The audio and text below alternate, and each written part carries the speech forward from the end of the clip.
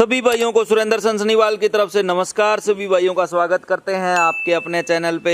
आज की वीडियो हम लेके आ रहे हैं फीडिंग के ऊपर। जो भैंस की हमने 2 टाइम आपको लाइव मिल्किंग दिखाई, जिसने लगभग 25.5 किलो दूध के आसपास दूध दिया। इतनी गर्मी में, जहाँ पे मैं कहूँगा टेम्परेचर जो ह्यूमिडिटी है बहुत ज़्यादा, और दिन के टाइम टेम्परेचर 45, 40, 47 तक पहुँच चुका है। और अभी क्या डाल रहे हैं भाई, जो वो भी आपको दिखाएंगे और पूछते हैं भाई से। भाई साहब नमस्कार। नमस्कार भाई साहब। सबसे पहले तो मुबारक हो भाई, बढ़िया, बहुत बढ़िया दूध भैंस ने निकाला, उसके लिए आपको बहुत बहुत शुभकामनाएं। थैंक यू भाई साहब, आपका आने के लिए, कवर करने के लिए भी मैं धन्यवाद करता हूँ। बट भाई साहब, भैंस किसी की हो, मेरी हो या किसी की हो, जो गर्मी में 25 किलो दूध काट रही है ना, वो वाकई तारीफ के हकदार है। बिल्कुल। भैंस ने दूध वैसे बहुत अच्छा रिकॉर्ड करवाया है। मेरी हो या किसी की भी हो, 25 किलो टू मच है। और गर्मी में तो भाई साहब बहुत ही ज्यादा दूध है 25 किलो। और सर्दी के टाइम अगर ब्याई हुई तो 30 किलो को भी टच भैंस कर सकती है। ऐसा भाई साहब, ये सर्दी में हो, बढ़िया भैंस तासीर पे आ जाए, अच्छी इसकी टेक केयर हो, तो भैंस 30 क्रॉस करने की रखती है, क्षमता रखती है, कैपेसिटी है भैंस के अंदर। तो अभी फीड की बात करें भाई साहब, कितने टाइम इसको आप फीडिंग कर रहे हैं? 2 टाइम फीड करते हैं भाई साहब। सुबह आज थोड़ा सा लेट हो गए, नहीं तो दूध निकालते ही हम डाल देते हैं फीड इसको। हाँ। और शाम को भी मतलब शाम को थोड़ा 3, साढ़े 3 बजे फीडिंग करते हैं। शाम को 3, साढ़े 3 बजे, और सुबह लगभग 6 बजे के आसपास, 5 बजे के आसपास। 5 बजे 4:45 पे बच्चा छोड़ता हूँ, तो उस टाइम दूध निकालता हूँ मैं सुबह। 5 बजे जैसे ही दूध निकला तो मैं फीडिंग स्टार्ट कर देता हूँ। तो 5 बजे सुबह 5 बजे की फीडिंग है, शाम की 3, साढ़े 3 बजे की फीडिंग है मेरी। ठीक है। तो हरा चारा भी डाल रहे हैं थोड़ा बहुत? हाँ जी, हरा चारा मंडी में मिल जाता है यहाँ पे। तो लगभग एक पशु को लगा लो 5 kg के आसपास ही डाल रहे हैं, बस थोड़ा सा संतुष्ट हो जाए भैंस। अच्छा, अभी बात करेंगे फीड। जैसे 25, साढ़े 25 किलो दूध अभी भैंस दे रही है, तो फीड कितने किलो, सूखा जो फीड है वो कितना दे रहे होंगे आप इसको? साहब, ये भैंस एक टाइम में ये बाल्टी भर के दूध देती है, और यही फीड दे देते हैं हम इसको वापस। हाँ। एक टाइम पे। हाँ। बट जो एवरेज हम तोल के डालते हैं, तो अराउंड 13 से 15 kg के बीच में भैंस खा रही है आज के दिन। 13 से 15 किलो के बीच में फीड जो है भैंस ले रही है। इसमें चोकर भी आ गया, छिलका भी आ गया, चने की चूरी आ गई, मूंग की चूरी आ गई। 2 टाइप की खल देता हूँ। वैसे मैं बिनोली खल प्रेफर नहीं करता डालना, बट जैसे इस गर्मी में सरसों की खल में ज्यादा दे रहा हूँ। अच्छा। तो सरसों की खल ठंडी भी रहती है, सस्ती भी है, इकोनॉमिकल भी है। अगर सरसों की खल पे थोड़ा ज्यादा डाला जाए तो उसमें फायदा है, इकोनॉमिकल भी है, दूध भी ज्यादा देती है, और तासीर के हिसाब से भी भैंस की सही है वो। और मिलावट भी कम है सरसों की खल में। बिनोले में तो काफी मतलब बहुत अच्छे ब्रांड की डालोगे तो प्राइस बहुत ज्यादा हो जाता है। हाँ। जो अच्छे ब्रांड है मेरे ख्याल से अभी 34-35 रुपए किलो तक पहुंच गई है। बिल्कुल। और सरसों की खल 20 रुपए किलो आ रही है, जो सामने हम मिल से निकलवा के ले आते हैं, बिल्कुल एकदम कोई मिलावट नहीं, निकाल रहे हैं तोल दे उसमें। तो जैसे कि आपने बताया सरसों की खड़, बिनोले की खड़, हाँ जी, और साथ में चने की चूरी या खंडा दे रहे हैं? खंडा दे रहा हूँ जी। कुछ पहले चूरी भी थी, कभी खंडा डाल देता हूँ, कभी चूरी, तो अभी खंडा है एट प्रेजेंट। चने का छिलका, गेहूं का छिलका, मूंग की चूरी, तो लगभग जैसे 10 किलो फीड हम होगी उसमें।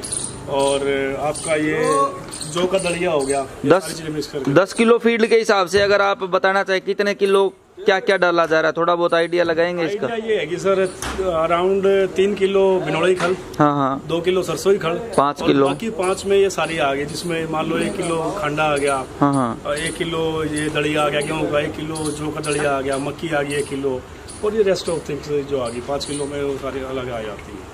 अच्छा, तो 5 किलो आप खड़ दे रहे हैं, और 5 किलो एडिशनल ये चीजें। हाँ, लगभग जो बहुत सारे जो डॉक्टर वगैरह बताते हैं 30% बताते हैं, 30% देना चाहिए खड़, और आप लगभग 50% दे रहे हैं। उसका रीजन दूध का ही मान के चले। इतना तो भाई साहब मैं एक्सपर्ट भी नहीं हूँ, सही बताऊँ मैं फीडिंग का। हाँ। मैं जो दे रहा हूँ मैं वो बता रहा हूँ। और भाइयों के कल से फोन आ रहे हैं क्या डालते हो, भाई मैं इतना कोई एक्सपर्ट नहीं हूँ। यूट्यूब पे बहुत एक्सपर्ट लोग हैं, तो आप थोड़ा उनसे कंसंट्रेट करो। मैं तो अपने हिसाब से जो डालते आ रहे हैं भाई साहब, शुरू से वैसे रखते हैं, उस हिसाब से वही आप बता रहे हैं। इतना मैं तो जो डाल रहा हूँ वो बता रहा हूँ। ये डाल दो भाई भैंस के आगे। तो भाई एक बात और पूछेंगे, घी वगैरह, तेल वगैरह, जैसे कि कल की वीडियो में भी पूछा था आपने, आप दिया है भाई साहब, बिल्कुल जीरो। घी या तेल मैंने भैंस को दिखाया भी नहीं है। मुझे थोड़ा ये डर था भाई, अगर खाना बंद कर दिया भैंस ने या कम कर दिया तो बैक मार सकती है भैंस। तो जिस फीड पे जो चल रही है भैंस, ठीक ग्रो कर रही थी 20, 21, 22, और भैंस सस्टेन कर रही है भाई साहब दूध को ना।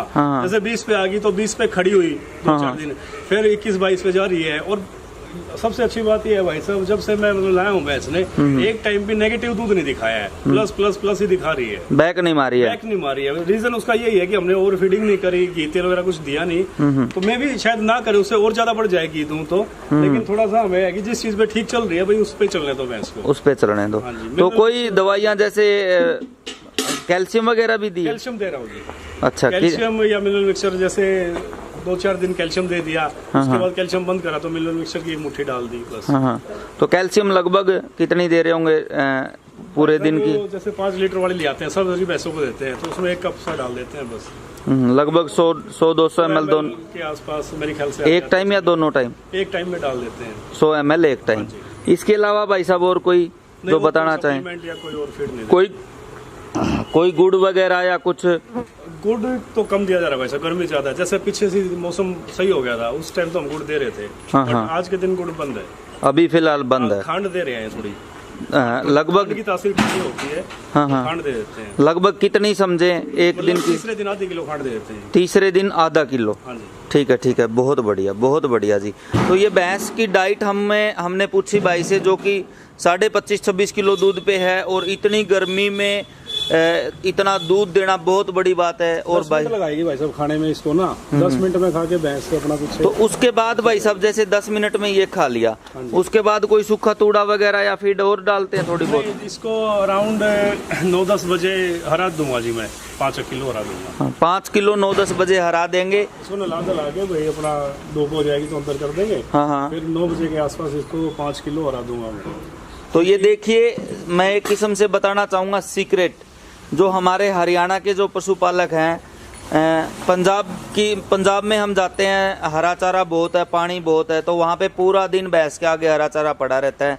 लेकिन भाई साहब ने थोड़ी सी तूड़ी डाली है, उसके ऊपर लगभग जितना दाना डालना चाहिए वो डाल दिया है, थोड़ा सा हाथ मार दिया इसमें, और ये 10 मिनट में भाई साहब कह रहे हैं खा जाएगी।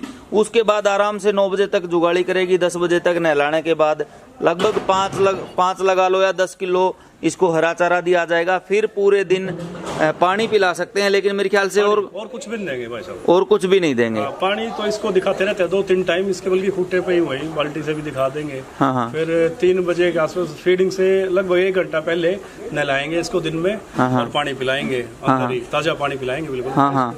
और फिर उसके 1 घंटे बाद 3-3:30 बजे दिन वाला चारा डाल देंगे इसको, दाना तूड़ी और दाना। हाँ, ये शाम को भी थोड़ा 2-4 किलो हरा दे देते हैं फिर। हाँ, हाँ। तो क्या भाई जी देखो, मैं बार बार ये बात बोलता हूँ वीडियो में कि मेरे मित्र हैं कपूरथला से, खैरा डेयरी फार्म वाले, वो लगभग 25 पशु रखते थे, तो 6-7 एकड़ हरे चारे की लगाते थे। मैंने उनको कहा हरा चारा कम कीजिए, तो उन्होंने 2 एकड़ पे आ गए, फिर भी उनके पशु हेल्दी रहे। तो पूरा दिन हरा चारा डालने का और ना डालने का क्या कहना चाहेंगे उस बारे में? मोस्टली ना, जैसे भैंसे सेल करते हैं, पंजाब के बायर्स ले जाते हैं हमसे। हाँ, हाँ। काफी, और 1 साल वो जैसे अभी पोजीशन है भैंस, हाँ, हाँ, बढ़िया दिख रही है आपको, हाँ, हाँ, हाँ, दूध हाँ। निकाल रही है बढ़िया। हाँ, हाँ। तो यही भैंस अगर पंजाब चली जाए ना, हाँ। तो इस पे भाई साहब 1 किलो चर्बी हो जाएगी, या चर्बी हो जाएगी, या इसका पेट बड़ा होकर लटक जाए। हाँ, मतलब ये चर्बी चढ़ा देंगे इस पे बहुत ज्यादा, फिर अगले साल वो परफॉर्म नहीं करती भैंस बिल्कुल हाँ, भी। हाँ, हाँ। क्योंकि उसको जो निगर खुराक है, जो ठोस खुराक है, वो दाना वो कम दिया गया, दूसरी में उसका पेट भरते रहे, हाँ, हाँ। तो वो भी गलत है। बैलेंस होना चाहिए डाइट में, तो वो बैलेंस खराब कर जाते हैं पशु का।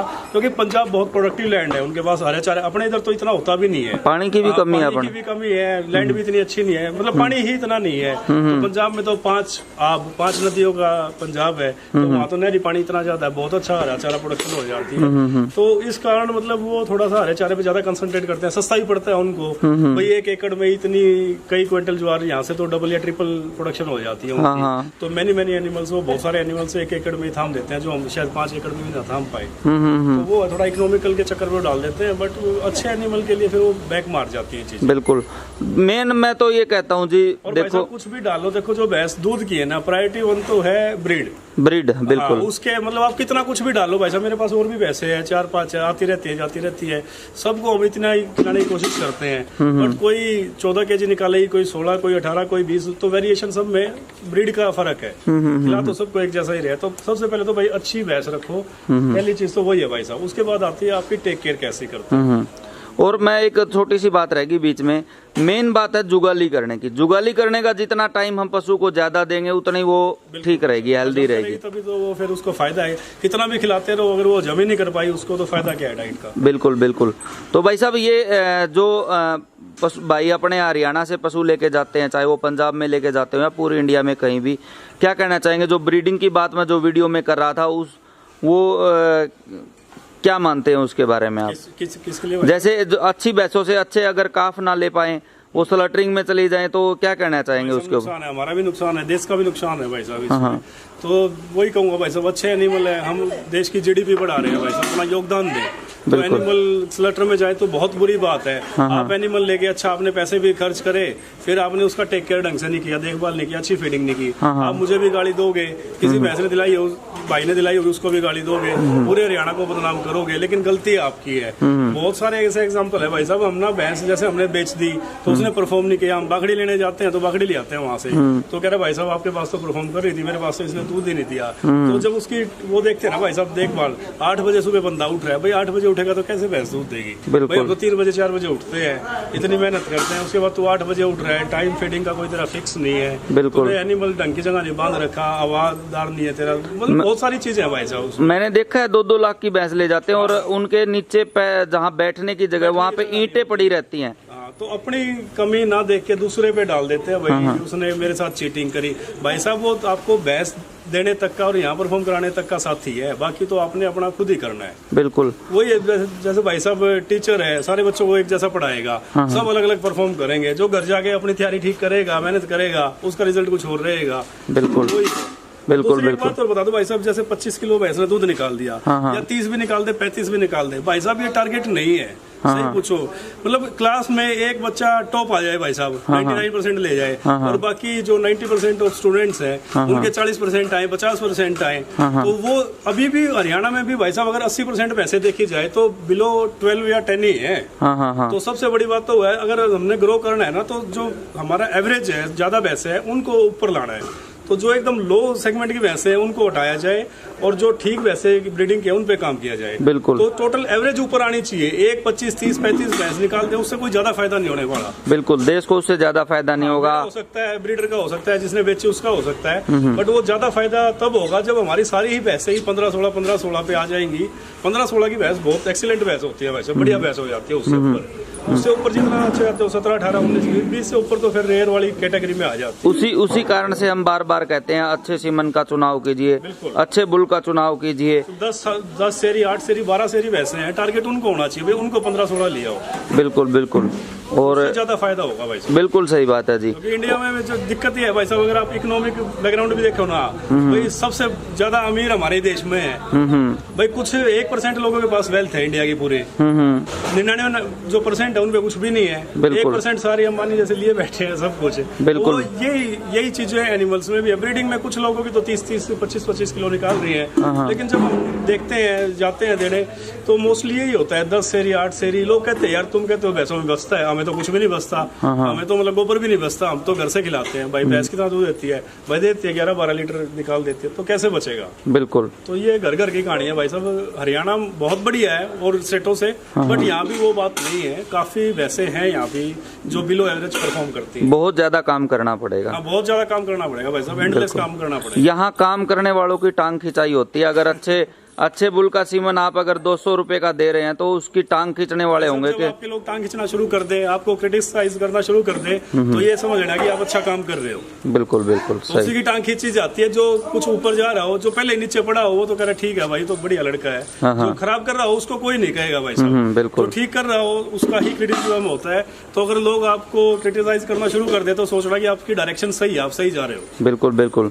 तो ब्रीडिंग पे ध्यान दीजिए। जो भाई वीडियो देख रहे हैं, बार बार हम वीडियो के माध्यम से बहुत बहुत धन्यवाद भाई साहब आपका, जो आपने इतनी अच्छी जानकारी दी।